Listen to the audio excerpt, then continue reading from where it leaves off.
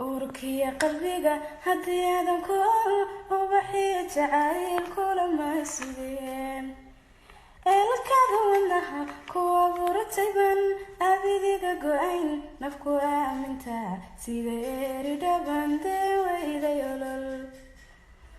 aragiisa kaan ku dagsado amaniya ducaba waad istaahishaa inaan ku tirshay ayatinkuwaad amba maalintan ku arkaa jacayl unugyada jirkiyo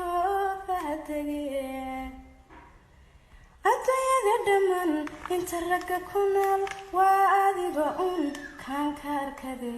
ana aawada anfacadi ka go-ay quruxdii ifkiyo ilays waa baryo amantiyo ducada